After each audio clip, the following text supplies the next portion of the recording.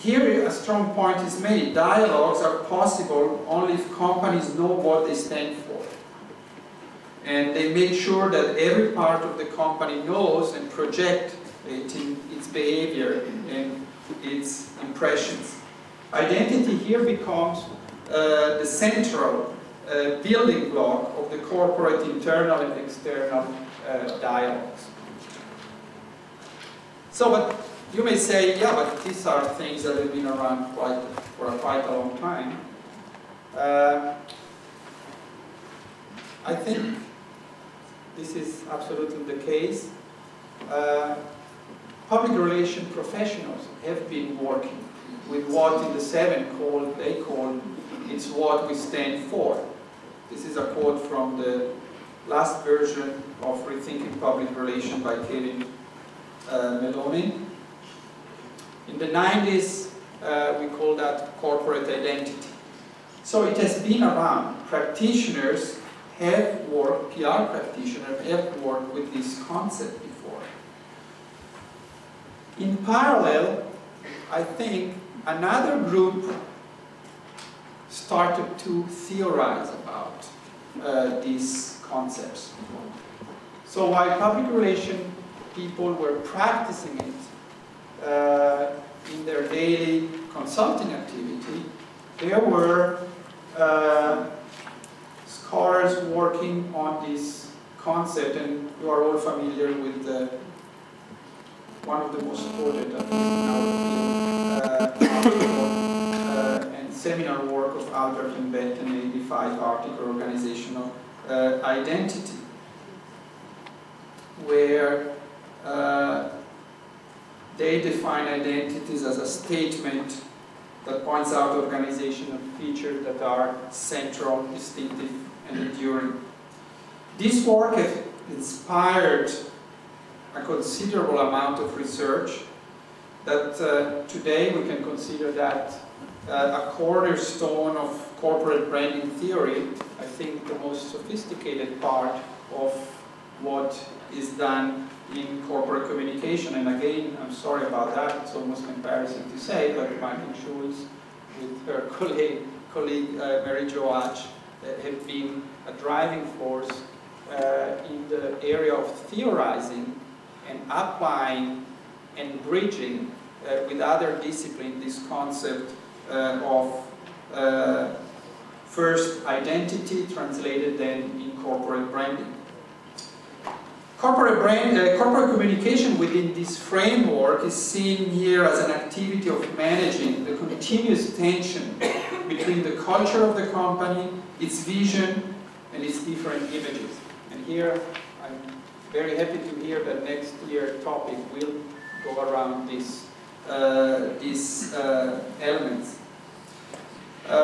One of the main tasks of corporate communication is to keep alive the deep tenets of an organization. This is a discovery work and a protection work at the same time.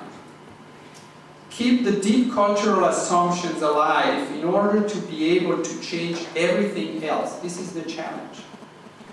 Change everything else in order to, respond to the environment changes and stimulation. So it's almost a paradox. I know that you like to talk about paradoxes. It's almost a paradox, You have to keep things stable to be able to change everything else. In this effort, companies have to avoid to be, again, Mike concept of narcissistic and hyperadaptive.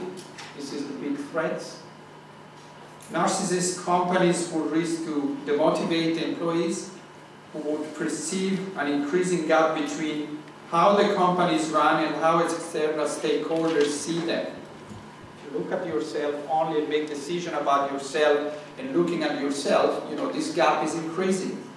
And of course that project images inside that will demotivate people.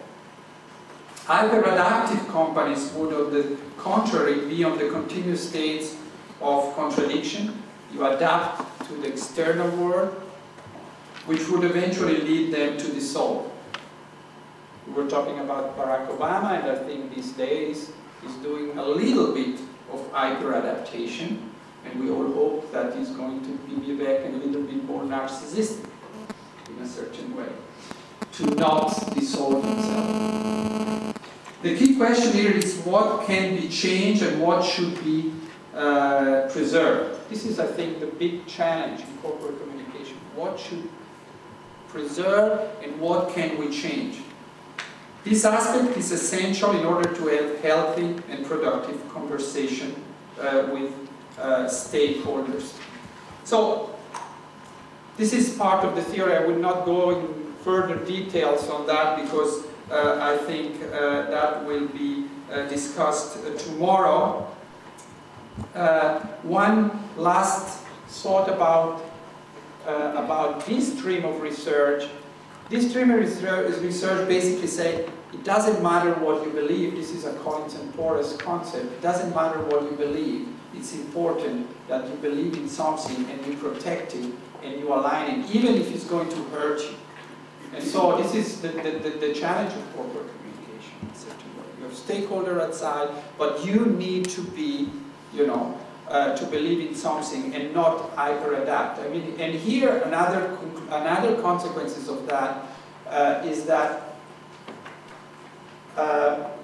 corporate communication, identity should not be managed, and corporate brand should not be managed by marketing people.